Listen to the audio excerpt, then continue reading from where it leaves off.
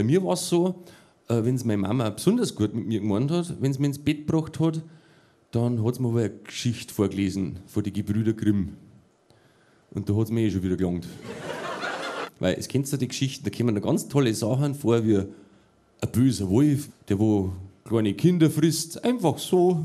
Eine Prinzessin, die mit einem Apfel vergiftet und ermordet werden soll. Und am nächsten Tag heißt es wieder, ist ein Obst, weil das ist gesund. Der Überhammer ist Dornröschen.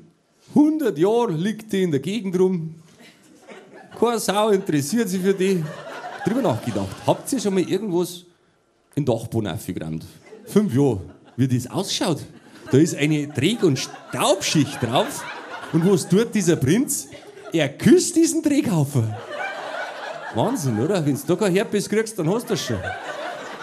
Wir haben jetzt das so gemeint, Achim zeichnet das Titelbeutel vom Märchen und das könnt ihr schon mal da ran, was das wird. Und ich hab gesagt, du kannst es gut zeichnen, gell?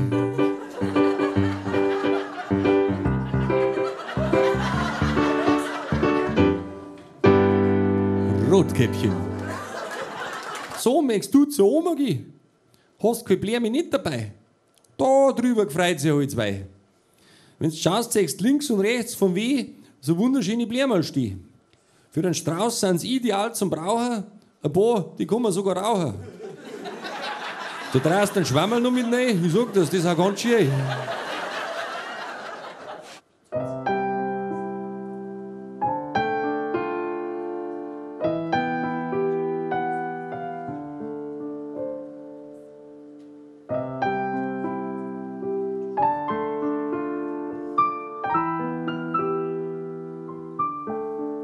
Mir ist gerade aufgefallen, guter Mann, Sie schauen den Tee schon ganz gern an.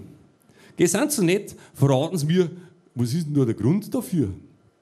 Ja, gern, sagt er ganz frei heraus. Ich mach da kein Geheimnis draus. Ich bin nämlich ja schon seit jeher ein originaler Teegernseher.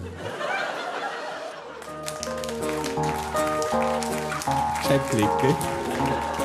Ja, schon.